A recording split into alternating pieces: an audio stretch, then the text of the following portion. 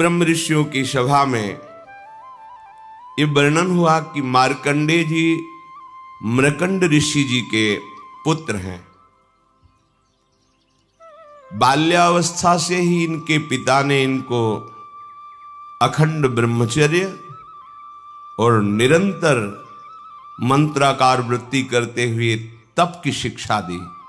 मार्कंडेय जी को मृकंड ऋषि ने जब से सुधि संभाली तो ब्रह्मचर्य का उपदेश किया, जितेंद्रियता का, मंत्राकार वृत्ति करते हुए घोर तपस्या का। पिता के बताए हुए साधन में मार्कंडेय जी विधि पूर्वक तपस्या, शास्त्रों का स्वाध्याय और आजीवन अखंड ब्रह्मचर्य का व्रत लिया। सदैव शांत भाव से रहते, सिर पर भारी जटाओं का बोझ रहता, इसलिए उनके शरीर पर जैसे उपटन साबुन आदि का प्रयोग नहीं होता तो जल से फिर धूल जमते जमते मटमैला स्वरूप हो जाता है त्वचा का, तो जैसे राख से ढकी हुई अग्नि, ऐसा उनका स्वरूप। सिर पर भारी जटाएं और वृक्ष की छाल की लंगोटी और हाथ में कमंडल और एक जीव निवारण के लिए दंड, ये साधु का स्वरूप है। वो सदैव काले मृग का चर्म ऐसे धारण किए हुए, कुश की एक ऐसे बनाकर कूची सी, जहां बैठना है पहले छोटे जीवों को हटा देते फिर बैठते। आजीवन ब्रह्मचर्य के लिए बहुत सावधान रहते, प्रातःकालीन और सायंकालीन, और नैष्ठिक ब्रह्मचर्य को प्रातः, मध्याह्न, सायं तीनों काल की संध्याओं में। तो वो तीनों काल की संध्या करते हैं, गुरु वंदना और मानसिक प्रभु का पूजन और निरंतर स्वरूप चिंतन कि मैं वही परब्रह्म परमात्मा हूं, ऐसी आराधना करते। सायं या प्रातः भिक्षा मांग कर लाते, गुरुदेव के चरणों में समर्पित कर देते और हाथ जोड़कर खड़े रहते। गुरुजी की इच्छा होती तो उस भिक्षान्न से उनको कुछ भाग दे देते, नहीं इच्छा होती तो इशारा पाकर उपवास करते हुए भजन करते। मार्कंडेय जी ने इस प्रकार तपस्या और भजन स्वाध्याय में बहुत वर्ष व्यतीत किए। ऐसी आराधना में तन्मय हुए कि उन्होंने मृत्यु पर विजय प्राप्त कर ली, मृत्यु को परास्त कर लिया, जिसको जीतना बड़े बड़े योगियों के लिए बहुत कठिन है। मार्कंडेय जी जब मृत्यु पर विजय प्राप्त की तो ब्रह्मा, भृगु, भगवान शंकर, दक्ष प्रजापति, अन्य बड़े बड़े देवता, पितर सभी आश्चर्यचकित हो गए। इनकी मंत्राकार वृत्ति, आजीवन ब्रह्मचर्य, परम पवित्रता, तपस्या, त्रिकाल संध्या, इसके प्रभाव से मृत्यु पर विजय देख करके सब आश्चर्यचकित हो गए। कहीं किंचन मात्र हृदय में कोई अन्य चिंतन नहीं, कोई क्लेश चिंतन नहीं, इंद्रियातीत स्थिति। ये जो भी भजन करता है वो इसी तरह आगे बढ़ता है। पर आप विषयों को सुख मानकर जब अपने भजन पद्धति को शिथिल कर देते हैं तो आप योग्यता खो देते हैं परमानंद की। नहीं तो जिए काल बस ना परे, सेवक जी कह रहे हैं। मृत्यु क्या, समुझ जे आए शरण ते डरत ना काल डर। काल विजयी हो जाता है भक्त। मार्कंडेय जी के हृदय में महायोग उपस्थित है। महायोग किंचन मात्र कोई भी मन में अन्य स्फुरणा ही नहीं, केवल सच्चिदानंद भगवान। 6 मनवंतर व्यतीत हो गए भजन करते हुए, 6 मनवंतर। 7वां मनवंतर लगा तब देवराज इंद्र घबरा गए और उन्होंने सभा बुलाई और कहा किसी भी तरह मार्कंडेय ऋषि को चंचल करो, इनकी साधना भ्रष्ट करो। डर रहता है अपनी कुर्सी का, इंद्र पद का, कि कहीं ये चला ना जाए। और उनको ये पता नहीं कि ये महानुभाव ऐसी स्थिति में होते कि ब्रह्मा का पद भी इनके लिए कोई महत्व तो नहीं रखता, फिर देवराज इंद्र पद का क्या। पर पद के भोक्ता जनों को ये भय लगता है कि कहीं ये तपस्या करके मेरे पद को न छीन ले। तपस्या में विघ्न डालने के लिए सभा बैठा ली और सभा में निश्चय किया गया कि त्रिलोक विजयी कामदेव, अप्सरा, मलय, बसंत, ये सब जाएं और मार्कंडेय जी की एकाग्रता में विघ्न डालें, उनके अंदर काम प्रकट करें।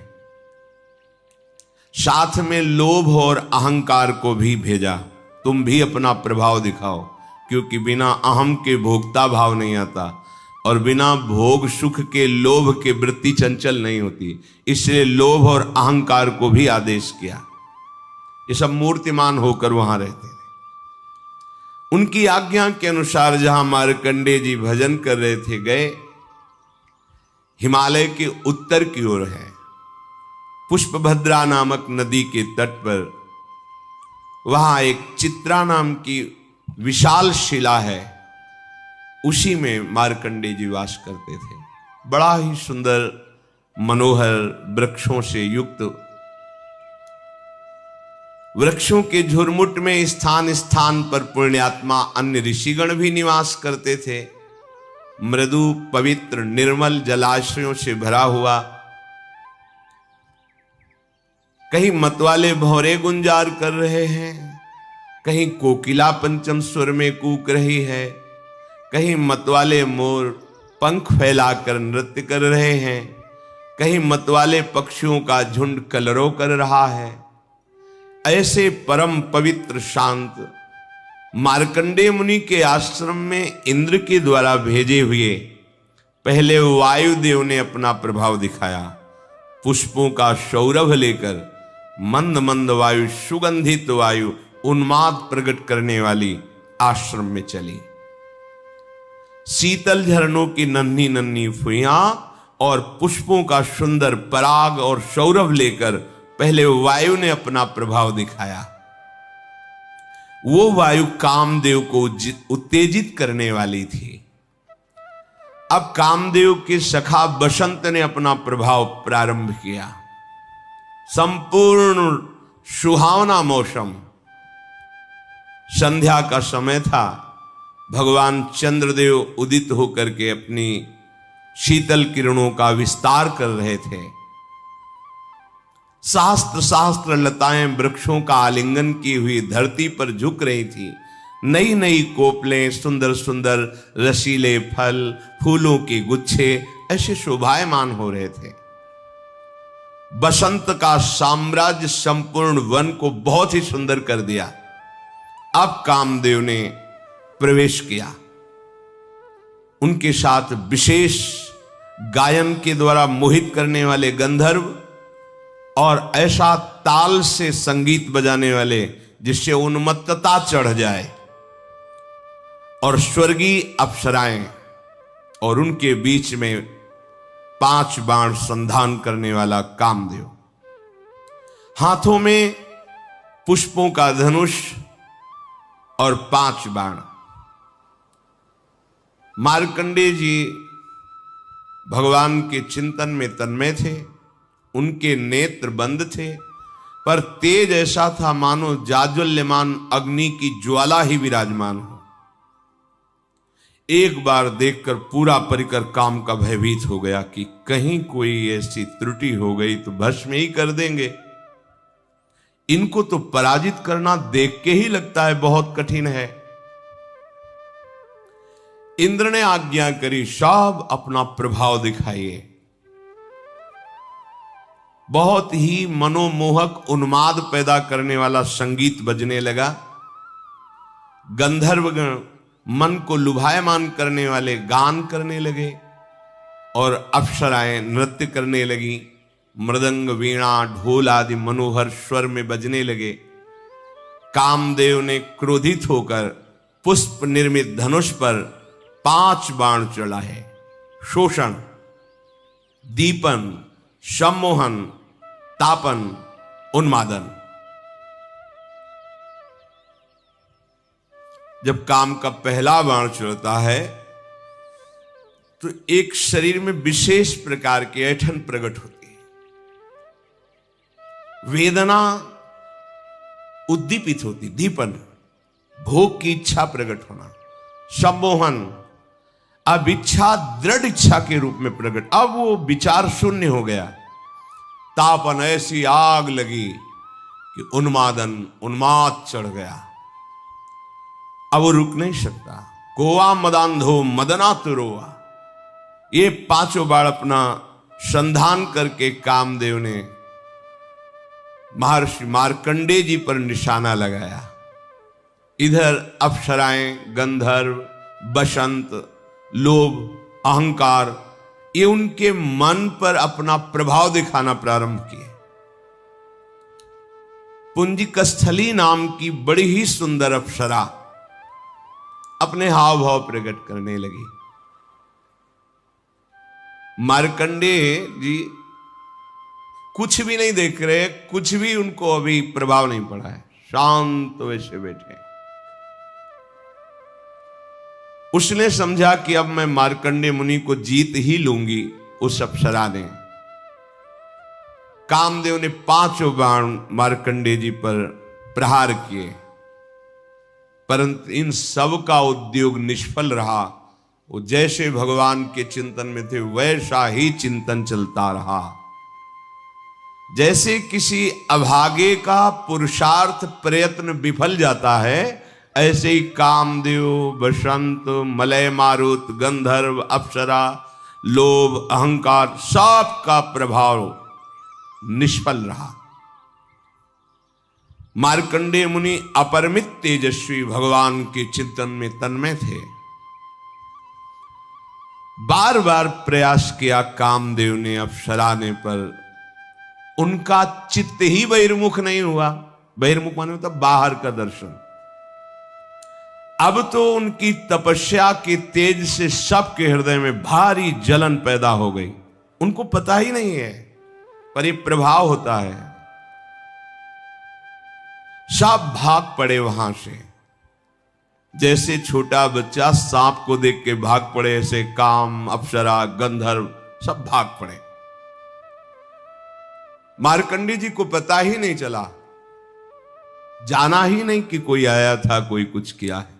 निरंतर भगवदाकार वृत्ति। ये भजन में ऐसे डूबना चाहिए कि बाहर की परिस्थिति का पता ही ना चले, हृदय की ऐसी स्थिति हो जब रत्ती भर भी विचलित नहीं कर सके और किंचन मात्र कोई अहंकार का प्रभाव नहीं पड़ा। जैसे देव ऋषि नारद जी ने लीला में थोड़ा दर्शाया कि काम का प्रभाव तो नहीं पड़ा, पर अहंकार का प्रभाव पड़ गया कि मैं काम विजयी हूं, इसीलिए फिर वो लीला बदल गई। ये भगवान के भजन करने वाले महापुरुषों के लिए कोई आश्चर्य वाली बात नहीं है। ये खास बात है, जो भगवान के भजन में है तो कोई आश्चर्य वाली बात नहीं है। देवराज इंद्र ने देखा कि हमारी सेना तो निस्तेज, हतप्रभ और क्लेशित होकर लौट आई है। बड़े प्रभावशाली मार्कंडेय जी हैं। उन्हें बड़ा आश्चर्य हुआ और उन्होंने मन ही मन मार्कंडेय जी को प्रणाम किया और क्षमा मांगा। मार्कंडेय जी तपस्या, स्वाध्याय, धारणा, ध्यान, समाधि, चित्त की परम एकाग्रता की स्थिति में थे। अब उन पर कृपा प्रसाद की वर्षा करने के लिए मुनिजन नयन मनोहारी नरोत्तम भगवान प्रकट हुए। इससे ऐसा संकेत मिलता है कि भगवान के दर्शन के पहले आपको बहुत कुछ दर्शन कराया जाएगा। लोक लोकांतर की भोग सुविधाएं, यश, कीर्ति, नाम, प्रतिष्ठा, सिद्धियां, अगर आप इनमें से कहीं भी फंस गए तो समय लगेगा, और अगर नहीं फंसे तो इसी के तत्काल बाद आपको भगवत साक्षात्कार हो जाएगा। भारी विपत्ति या भारी संपत्ति किसी में लुभायमान नहीं होना। महाभागवत भक्त का लक्षण है, त्रिभुवन की राज्य लक्ष्मी देने पर भी आधे पल के लिए, आधे क्षण के लिए अपने प्रभु का विस्मरण ना करना। जीत गए, कोई नहीं परास्त कर सकता। आप हृदय में देखिएगा इस बात को कि जब कोई विकार आपके ऊपर प्रभाव डाल रहा है तब आप भगवत विस्मरण कर रहे हैं। देख लीजिए, उसका काम है, पहले भगवत विस्मरण होगा, पहले रुकेगा भजन, तब वो अपना प्रभाव दिखाएगा। अगर भजन चल रहा है फिर किसी की ताकत नहीं कि आपको परास्त कर सके। भगवान दो रूप में प्रकट हुए, नर नारायण के रूप में। उनमें से नर भगवान का शरीर गौरवर्ण और नारायण भगवान का शरीर श्याम वर्ण। दोनों के नेत्र खिले हुए कमल के समान कोमल, विशाल, करुणा बरस रही है। अद्भुत अजान बाहु, लंबी भुजाएं और मृग चर्म पहने हुए हैं। एक वृक्ष की छाल और एक मृग चर्म, हाथों में कुश लिए हुए हैं। सुंदर यज्ञोपवीत धारण किए, कमंडल बांस का सीधा दंड धारण किए हुए, कमल गट्टे की माला और जीवों को हटाने के लिए एक वस्त्र की कूंची लिए हुए हैं। ब्रह्मा इंद्र आदि के भी परम पूज्य भगवान नर नारायण ऐसे परम मनोहर रूप से प्रकट हुए कि मानो अनंत बिजलियां एक साथ प्रकाशित हो गई हो। अद्भुत कांति, मूर्तिमान तप का स्वरूप मार्कंडेय जी। तो भगवान ने कहा, प्रिय सम्मान्य ब्रह्मर्षि शिरोमणे, तुम चित्त की एकाग्रता और तितिक्षा, कष्ट सहने की सामर्थ्य को और संयम और मेरी अनन्य भक्ति को प्राप्त करके तुम सिद्ध हो गए हो। चित्त की एकाग्रता और कष्ट सहने का धैर्य और इंद्रियों का संयम और मेरी अनन्य भक्ति, इससे तुम सिद्ध हो गए हो। तुम्हारे इस आजीवन शुद्ध ब्रह्मचर्य निष्ठा को देखकर हम बहुत प्रसन्न हैं। तुम्हारा कल्याण हो। मैं समस्त वर देने वालों का भी वर देने वाला स्वामी हूं, इसलिए तुम्हें जो इच्छा हो मांग लो। मार्कंडेय मुनि ने कहा, देव देवेश शरणागत भयहारी, हे भगवान अच्युत, आपकी जय हो, जय हो, जय हो। हमने तो आपका जो साक्षात्कार पाया, दर्शन पाया, यही दुर्लभ वस्तु हमारे हृदय में थी कि हमें कब प्रभु के दर्शन मिलेंगे। प्रभु, अब हमारे हृदय में कोई इच्छा नहीं रही। आप चाहते हैं कि मैं आपसे मांगूं, तो फिर आपकी आज्ञा का पालन करना चाहिए। तो प्रभु, मैं ये देखना चाहता हूं कि आपकी माया क्या है, संपूर्ण माया को देखना चाहता हूं। ये माया चराचर जगत को कैसे भ्रम में फंसाए हुए है, ये मैं देखना चाहता हूं। इससे आपकी आज्ञा का पालन भी हो जाएगा। मार्कंडेय जी ने जब ऐसा कहा तो भगवान हंस पड़े, क्योंकि जब कोई मिला है तो यही मांगा है कि कभी माया अब हमें फंसाए ना, हमारे सामने ना आवे। और मार्कंडेय जी कह रहे, मैं देखना चाहता हूं क्या है आपकी माया, क्योंकि बचपन से भजन में लगे हैं, माया का कोई प्रभाव ही नहीं। तो क्या है आपकी माया, मैं देखना चाहता हूं। भगवान हंसते हुए कहा, ठीक है, ठीक है, ऐसा ही होगा, तुम देख पाओगे मेरी माया को। इसके बाद भगवान अंतर्धान हो गए। मार्कंडेय जी अपने आश्रम में रहकर इस बात का चिंतन कर रहे हैं कि भगवान कह रहे थे माया दिखाएंगे, अभी तक तो दिखाया नहीं। मार्कंडेय जी की जिधर दृष्टि जाती, चाहे सूर्य में, चंद्रमा में, अग्नि में, जल में, पृथ्वी में, वायु में, आकाश में या अंतःकरण में, अब उनको सब जगह भगवान ही भगवान दिखाई देते हैं। जित देखूं तित श्याममयी। तो माया कैसे दिखाई दे? ऐसे हृदय में कहीं माया प्रवेश करती है? कभी कभी उनकी प्रेम ऐसी दशा हो जाती है, शुभ प्रवाह करते हुए जोर जोर से भगवान को पुकारते, इतना प्रेम में डूब जाते कि अब आगे की दिनचर्या क्या है होश ही नहीं, क्या करना है कैसे करना है कुछ सुधी नहीं। पर एक बात अंदर बनी रहती कि भगवान से कहा था माया दिखा दो, कह रहे थे कि ठीक है ऐसा ही हो, अंतर्धान हो गए। एक दिन की बात है कि वो पुष्पभद्रा नदी के तट पर आसन पर बैठे हुए भगवान का चिंतन कर रहे थे। उसी समय उन्होंने देखा बड़ी भयंकर आंधी आ रही है और बहुत ही गर्जना पूर्वक वो वायु बढ़ रही आंधी।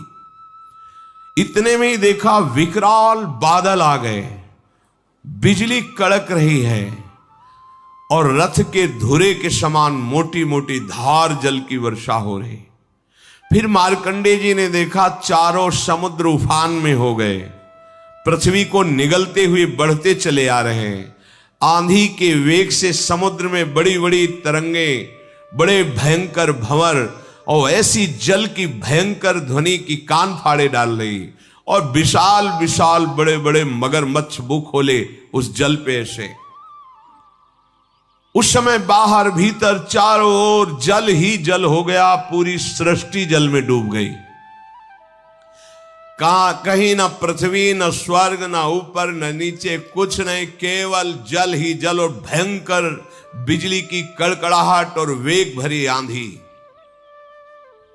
मार्कंडेय जी घबरा गए। जल प्रलय वाले स्वरूप में, जैसे महाप्रलय में जल की स्थिति होती, उद्भिद स्वेदा जंड जरायु सब प्राणी जल में डूब गए। मार्कंडेय जी भयभीत उदास हो गए। देखो जहां स्वयं माया का प्रवेश नहीं हो सकता, वहां माया धीश के संकल्प से माया का प्रभाव। अब प्रलय समुद्र की भयंकर लहरें आंधी के वेग से जलराशि से बहुत ऊंचे तक उछल रही हैं। प्रलय कालीन बादल बरसते ही जा रहे हैं। दीप वर्ष पर्वतों के साथ सारी पृथ्वी समा गई, जल ही जल। पृथ्वी, अंतरिक्ष, स्वर्ग, ज्योतिर्मंडल, ग्रह, नक्षत्र, तारा, दिशाएं, तीनों लोक जल में। बस उस समय केवल महामुनि मार्कंडेय जी बचे हुए हैं, अपने आसन पर बैठे हुए, सब जल ही जल। अब भागे कि कहां जाऊं, ये तो बहुत बड़ी तरंगे समुद्र की हमको भी डुबा देंगी। आसन जो ही छोड़ा प्राण बचाने के लिए भागे, तरंगों ने उनको घसीट लिया जल में। अब बड़े बड़े मगरमच्छ टूट पड़े मार्कंडेय जी के ऊपर, बड़े बड़े तिमिंगल मच्छ उनको लील रह गए। हवा का झोंका, थपेड़े, फिर उलट गए, जल में आ गए, फिर भटक रहे, बेहोश हो रहे, थक रहे हैं। तरंगों में कभी आकाश के समान उछलते, कभी नीचे चले जाते हैं। भयानक दुख। जल के जितने भयानक जंतु, कोई निगल जाता है, कोई उगल रहा है, कोई घसीट रहा है उनको, कोई नोच रहा है, कभी किसी का शिकार बन जाते हैं।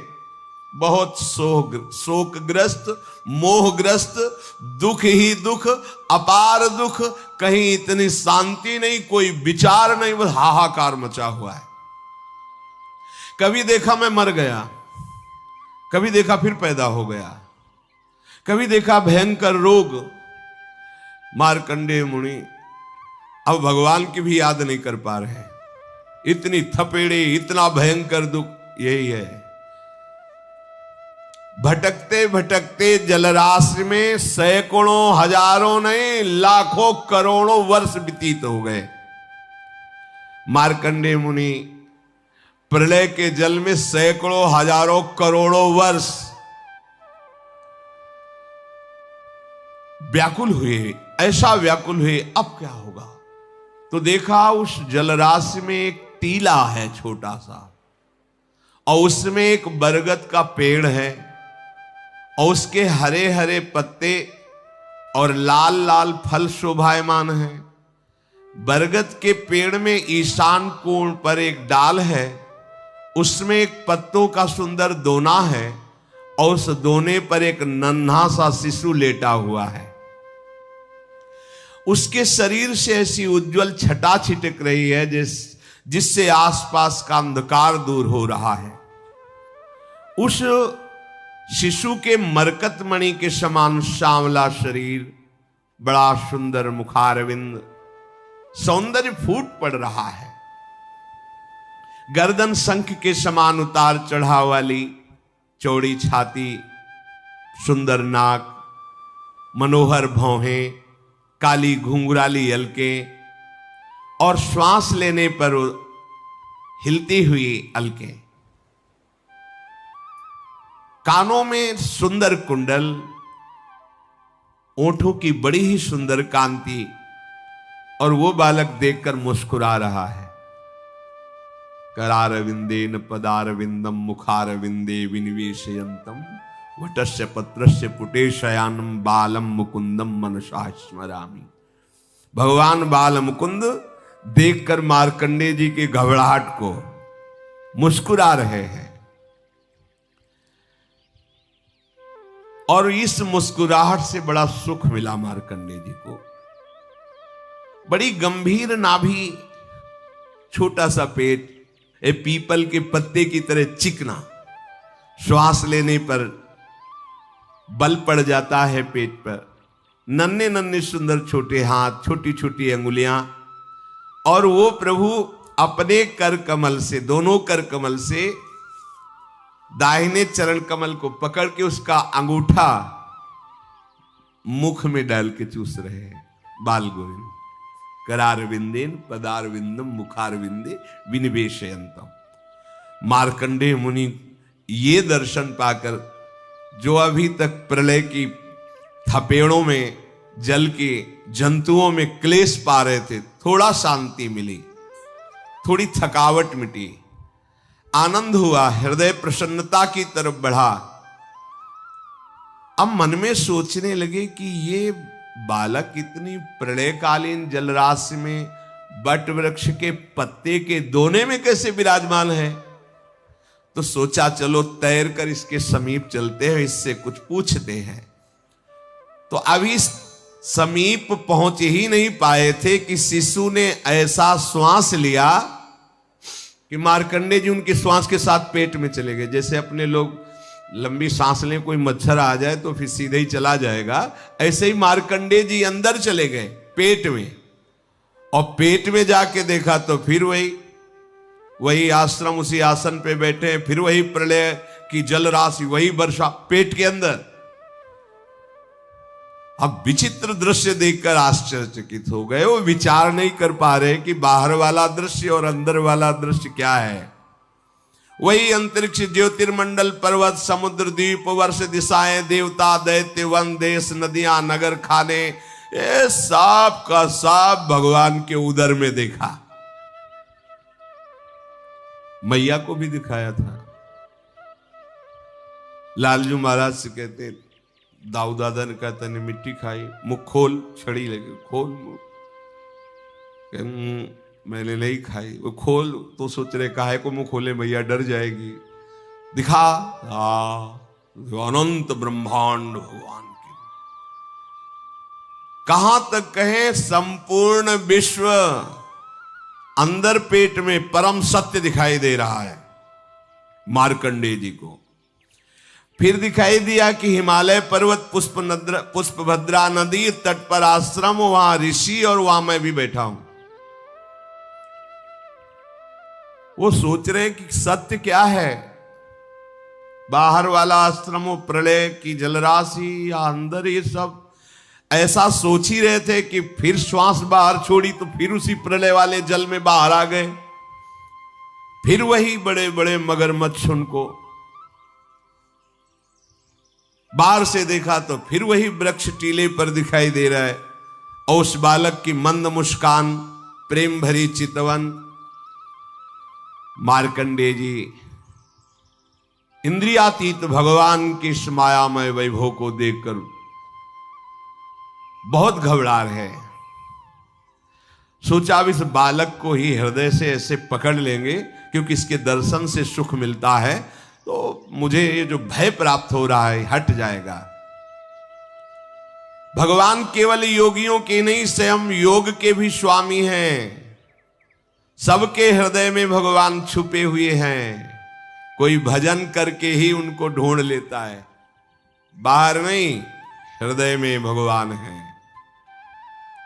मार्कंडेय मुनि प्रयास करने लगे भगवान के समीप पहुंचने का पुनः, तो भगवान अंतर्धान हो गए। न वो टीला है, न वो वृक्ष है, न वो बालक है, वही जलराशि।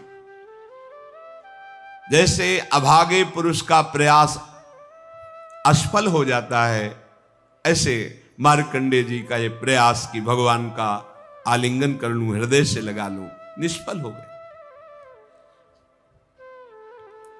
तत्काल इतनी घबराहट पैदा हुई, पुकारा, हे हरि मेरी रक्षा करो, मुझे बचाओ।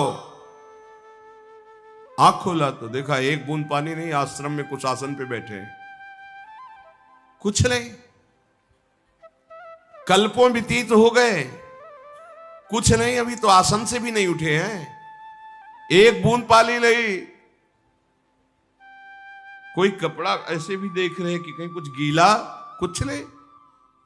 यह है भगवान की माया। इसी को भगवान शिव कह रहे, उमा कहूं मैं अनुभव अपना, अपना अनुभव कह रहा हूं। सत हरि भजन जगत सब सपना। मार्कंडेय जी को माया ने क्या दिखा दिया? महाप्रलय, और पानी एक बूंद नहीं, सत्य एक भी नहीं, और दिखा क्या क्या दिया? यही है, यही है। गो गोचर जहां लगू मन जाई, सो सब माया जानो भाई। ये मेरा, ये तेरा, ये अच्छा, ये बुरा, कुछ नहीं। बोध संपन्न भगवान शिव कह रहे, उमा कहूं मैं अनुभव अपना, सत हरि भजन। और ये सब सपना। सपना में क्या होता है? बहुत मारने वाले मिले, बहुत सजाने वाले मिले, बड़ी बाजार मिली, दुकान, परिवार, लड़का बच्चा, और जगह कुछ नहीं। 100 में 100% झूठा, कुछ नहीं। सच्ची मानो, 100 में 100% झूठा, 1% भी सत्य नहीं। सत्य है तो भगवान है, ये नानात्व तो नहीं है। इसीलिए ब्रह्मसूत्र कहते हैं, ब्रह्म सत्यम जगन मिथ्या। मार्कंडेय जी जब देखा कि आश्रम पे खड़े हुए भगवान को बार बार प्रणाम कर, दंडवत शुरू कर, प्रभु प्रभु बस आपसे अब ये मांगता हूं, कभी ये माया मत दिखाना। अच्छे अच्छे को भ्रम, अच्छे अच्छे को भ्रम। एक बार सुदामा जी समुद्र स्नान करने द्वारिकापुरी में द्वारिकाधीश के साथ गए। बोले, प्रभु सुनते हैं आपकी माया बड़ी विचित्र है, ये है क्या माया? भगवान ने कहा, स्नान कर लेते, फिर आराम से बैठ के बात करेंगे। गए, समुद्र में डुबकी लगाई। जो ही डुबकी लगाई तो एक नगर में पहुंच गए। वहां स्वयंवर हो रहा था। राजा ने देखते ही कह रहे, तो श्री कृष्ण मित्र सुदामा है, चरण वंदना की। कहा, हो भाग्य, हमारी पुत्री के लिए आप जैसा वर कहां मिल सकता है। ब्याह रचना हुई, महल में रहने लगे, बहुत वर्ष व्यतीत हुए, कई लड़का बच्चा हो गए। अब पत्नी मर गई तो जैसे अपने यहां था ना कि पातिव्रत धर्म से युक्त वो सती आदि का पूर्व में जैसा, ऐसा वहां था कि पत्नी मर जाए तो जबरदस्ती पति को जलाया जाता था उसकी शव के साथ। यहां जबरदस्ती तो नहीं था, वो अपने पातिव्रत धर्म के प्रभाव से योगाग्नि में, चिता में भस्म होती थी। पर वहां का नियम था जबरदस्ती, तुम चाहो या न चाहो, पत्नी मर गई तो उसके साथ तुम्हें भस्म होना पड़ेगा। सुदामा जी से कहा, हमारे यहाँ की रीति है बाप, तो उनको चिता में डालने के लिए 100 के साथ जब बांध दिया गया तब पुकारा, अये परम प्राण प्यारे मित्र श्री कृष्ण मुझे बचा लो। जो ही पुकारा तो भगवान ने इसे उठाया, बहुत लंबी डुबकी लगा लिए, उठो। बोले, प्रभु? बोले, हाँ कुछ सेकंड से हम देख रहे हैं तुम उठ ही नहीं रहे हो। बोले, प्रभु सेकंड मिनट?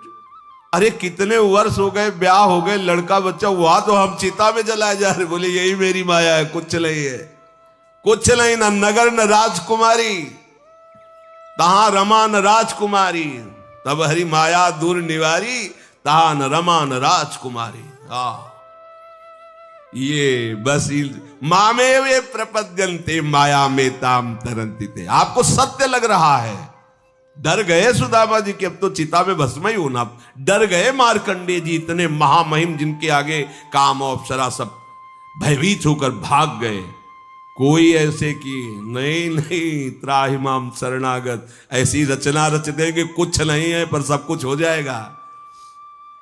मार्कंडेय जी ने मन ही मन कहा, हो ऐसी अपार सामर्थ्यशाली भगवान की माया जो बिल्कुल असत्य है पर सत्य से भी बढ़कर लगती है। बड़े बड़े विद्वान इसी के आकर्षण में अपने जीवन को नष्ट कर देते हैं। गंवार नहीं कहा, विद्वान कहा है। बड़े बड़े विद्वान इसी माया के खेल में अपने जीवन को नष्ट कर देते हैं। हे शरणागत वत्सल, आपके चरणों का जो आश्रय ले लेता है, आप जिसे अभय दान दे देते हैं, वही इस माया से मुक्त हो जाता है। मार्कंडेय जी भगवान के चिंतन में पुनः तन्मय हो गए। शेष चर्चा आगे। श्री राधा वल्लभ लाल की।